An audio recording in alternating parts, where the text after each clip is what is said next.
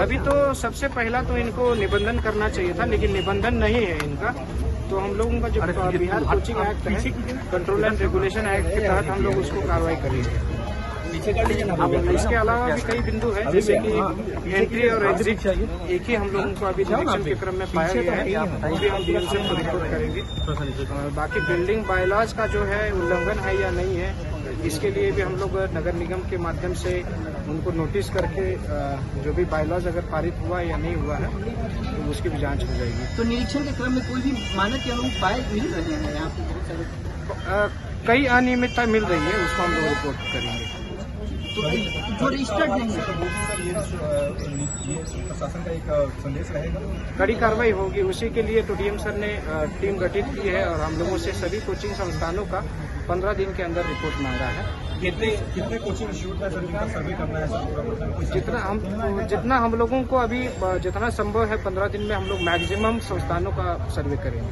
कोई लिस्ट आप लोग के पास है कि इनकी? हम लोगों के पास जो जिला में जो डीयू शाखा में जिला शिक्षा कार्यालय है, उसमें जो उसका निबंधन हुआ है उसकी हम लोगों के पास सूची है। उसके अलावा भी जो कई संस्थानें हैं जो अनिबंधित है, तो उसकी हम लोग जांच कर रहे हैं। अभी आज किस एरिया में चल रहा है? आज तो इसी लंगर टोली, मछुआ टोली और बिकना पहाड़ी एरिया में चल रहा है। राजधानी दिल्ली के राव IAS स्टडी सर्कल के बेसमेंट में जिस तरीके से 3 बच्चों की जान चली गई, उसके बाद पटना में प्रशासन एक्टिव है। दरअसल कल एक एडवाइजरी जो है वो पटना के डीएम द्वारा जारी किया गया था, जिसमें अधिकारियों को दिशा निर्देश देते हुए कहा गया था कि पटना में कोचिंग जो है उसकी स्थिति क्या है, इसकी जांच की जाए। और देखिए, इसके साथ ही अब पूरा जो पटना पुलिस है वो इस वक्त पहुंच गया है कोचिंग हब जो कि कहलाता है वहां पर, और यहां पर प्रशासन के पूरे टीम द्वारा एक एक कोचिंग में जाकर इंस्पेक्शन किया जा रहा है। देखिए, जो अधिकारी हैं पुलिस महकमे के वो मौजूद हैं। एक बच्चा है यहाँ, उससे बात करेंगे। कैसी स्थिति है आपके कोचिंग की? दयनीय स्थिति है, अच्छी नहीं है।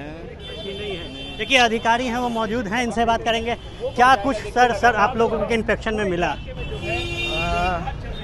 उसमें हम अलग अलग बिंदुओं पे जांच कर रहे हैं। तो उसमें मेनली है कि एंट्री एग्जिट कितनी है वो हम लोग जांच कर रहे हैं, और फायर का NOC और फायर सेफ्टी इक्विपमेंट्स कितने हैं, क्या है उसमें प्रावधान, ये सुविधा वो भी हम देख रहे हैं।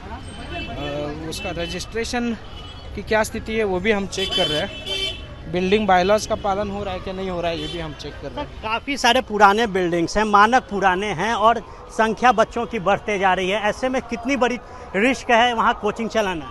देखिए, उसमें जो है कि जो भी उनका चलाना है वो निहित प्रावधान जो है बिल्डिंग बायलॉज का और जो नगर निगम के बायलॉज का और बाकी जो फायर सेफ्टी नॉर्म्स है, बिहार कोचिंग एक्ट जो है कंट्रोल एंड रेगुलेशन 2010, उसके तहत जो भी प्रावधान दिए हैं उन सभी का पालन करना है। तो उसमें कोई वो कोताही नहीं होनी चाहिए। अभी एक कोचिंग इंस्टीट्यूट में आपका एग्जिट एंट्री की प्रॉब्लम है सर, तो उसको हम रिपोर्ट कर रहे हैं, उसके ऊपर विहित कानून प्रावधान के तहत कार्रवाई हो जाएगी। जिस भी इंस्टीट्यूट में गलतियां पकड़ी जाएगी उस पर कार्रवाई होगी। क्या प्रावधान है कार्रवाई के सर, सिर्फ फाइन या फिर सजा भी? वो तो अब अभी हमको डीएम सर के द्वारा बताया गया है कि 15 दिन में हमको रिपोर्ट सौंपना है। उसी के आलोक में जो अनियमितता पाई जाएगी तो अलग अलग प्रावधान है। फायर का अलग प्रावधान है, बिल्डिंग बायलॉज का अलग है, बिहार कोचिंग एक्ट का अलग है। तो उसमें जो भी अनियमितता होगी उसमें कार्रवाई हो जाएगी। अलग अलग प्रावधान है। और देखिए, एक और जो इंस्टीट्यूट है, कई इंस्टीट्यूट लगता है इस बिल्डिंग में चलते हैं। और देखिए, यहाँ पर जो प्रशासन की टीम है वो अब अंदर जा रही है। हम चाहेंगे एक बार हमें सहयोगी दिखाए। बड़ी संख्या में जो प्रशासन की व्यवस्था है वो की गई है, और इसके साथ यहाँ पर जो आज इंस्पेक्शन है वो किया जा रहा है। डेंसली पॉपुलेटेड इलाका है ये, और देखिए नया टोला एक हब है यहाँ कोचिंग का। बड़ी संख्या में यहाँ पे कोचिंग जो है वो संचालित होती है। कई अलग अलग विषयों के जो कोचिंग है वो यहाँ पर है। देखिए, स्टूडेंट्स की तादाद बड़ी है। स्टूडेंट से बात करेंगे। कैसी फैसिलिटी है आपके कोचिंग में? बहुत बढ़िया है। बढ़िया है। किस कोचिंग में पढ़ते हैं? राहुल सर में, रीजनिंग वाले राहुल सर। रीजनिंग वाले, उनका स्थिति ठीक है? हाँ, बढ़िया। स्पेस है? हाँ। कैसी स्थिति है कोचिंग सब की? कोचिंग में तो पढ़ते नहीं है। यहाँ के हालात क्या हैं? यहाँ का हालात तो देखने का ठीक ही लगता है। 3 बच्चे दिल्ली में मर गए डूब के, जानकारी है? जी हाँ। तो बहुत सारे मकान हैं, सटे सटे मकान हैं, एंट्री कंजेस्टेड तो है, इसमें तो थोड़ा सा गवर्नमेंट को तो ध्यान ले जाना पड़ेगा। कंजेस्टेड है। हाँ, कंजेस्टेड तो है। कंजेस्टेड है, स्टूडेंट्स हैं। कहाँ पढ़ते हैं बाबू? नहीं पढ़ते, हम क्या जान। कैसी स्थिति है आपके कोचिंग की? ठीक। ठीक है। तो एंट्री एग्जिट बड़ा है? हाँ बड़ा। कौन सा कोचिंग है आपका? MK झा। MK झा।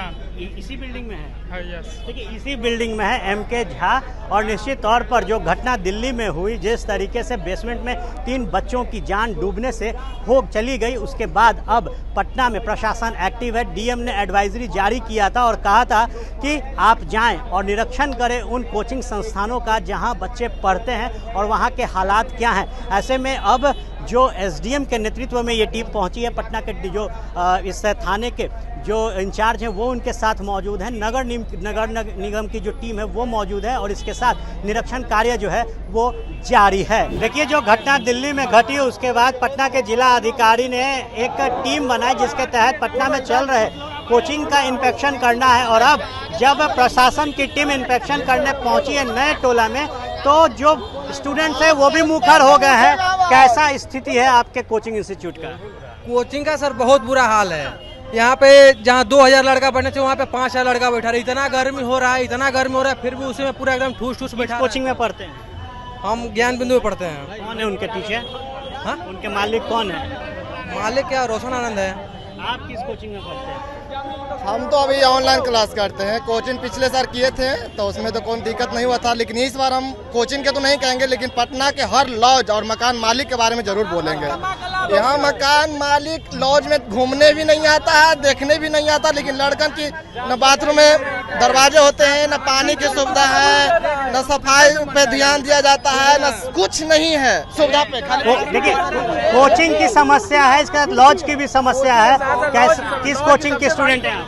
हम यही खान सर के पास से आते हैं। कैसा स्थिति है आपके कोचिंग का? स्थिति ठीक है, वहाँ तो काफी व्यवस्था अच्छा किया गया, लेकिन लॉज जो भैया बोल रहे थे लॉज का काफी दयनीय स्थिति। लैट्रिन में बर्तन धोया जा रहा है। आपके कोचिंग की स्थिति? Khan global studies. Khan sir के जी कैसी स्थिति है? स्थिति वहाँ की बढ़िया है, बस लॉज का यहाँ पे दिक्कत है। कितने बच्चे एक बार में खान सर पढ़ाते हैं? शायद 4000 5000। तो पूरा भर जाता होगा? व्यवस्था बहुत बढ़िया है, मतलब हॉल है, AC लगा हुआ है, सब उसमें दिक्कत नहीं है। आपके कोचिंग की स्थिति क्या है?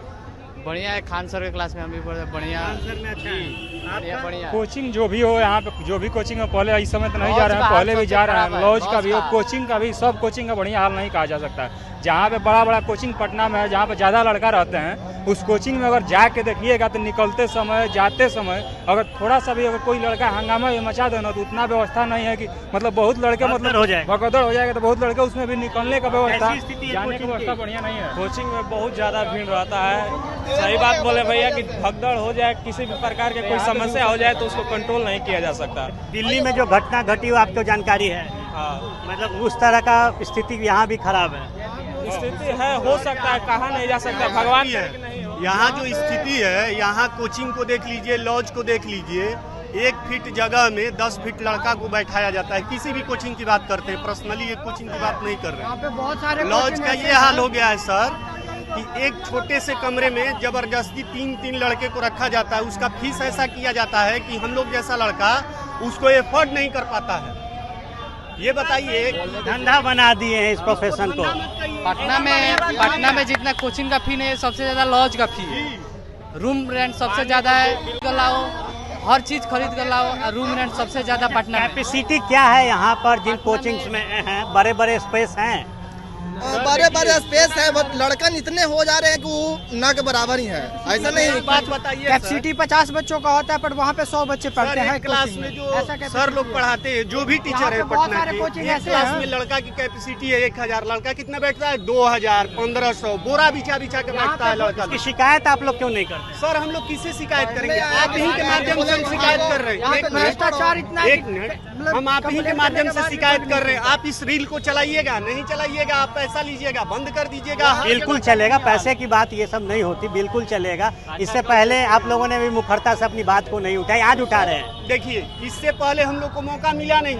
इतना यहाँ का लड़का घुटन बर्दाश्त करता है, हम लोग इतना पीड़ित यहाँ पे अपने आप को महसूस करते हैं, पैसा देने के बाद भी दबाव स्टूडेंट को कोई नहीं सुनता। इतना हम देखे हैं पटना में कि हर जगह पे जहाँ पे स्थिति कोचिंग की बद से बदतर है। बहुत बदतर है सर। कुछ ऐसे है पटना में सबसे खराब कोचिंग की स्थिति है। पूरा बिहार में कहता है पटना पढ़ने का हब है, स्टडी का हब है, लेकिन पटना में पढ़ाई के नाम पर समझिए लूटा जा रहा है, पैसा ले रहा है, बैठने तक का जगह नहीं है, एक पंखा नहीं है, चक्कर आ रहा है, साला बाहर निकल के जो मन है कर रहा है स्टूडेंट, लेकिन बस पैसा ले जा रहा है। 6,000 7,000 10,000 में एडमिशन ले लिया जा रहा है और भेड़ बकरी की तरह एकदम ठूस रहा है, उसमें सीढ़ी पर बैठ रहा है, कोई छत पर है, कहीं है, बैठने तक का जगह नहीं है। कौन लिखा है कौन नहीं लगता है तो यहाँ के टीचर लोग बोलते हैं कि बोतल में पानी खुद लेके आया करो, इतना लड़के का पानी हम कहाँ से व्यवस्था करेंगे। कुछ ही ऐसे टीचर हैं जो कि पानी का समूल व्यवस्था करते नहीं, तो बहुत सारे लड़के खुद बोतल में लेके जाते हैं। देखिए ज्ञान बांटा जाता है, लेकिन बच्चों का कहना है कि अब राजधानी पटना में शिक्षा व्यापार बन गई है। स्थिति कोचिंग की बद से बदतर है तो लॉज की भी स्थिति बहुत खराब है। आज जब प्रशासन एक्टिव हुई है तो राजधानी पटना के इन संस्थानों में पढ़ने वाले बच्चे भी मुखर होकर अपनी समस्याओं से लोगों को अवगत करा रहे हैं। आर्यन आनंद, एबीपी न्यूज, पटना।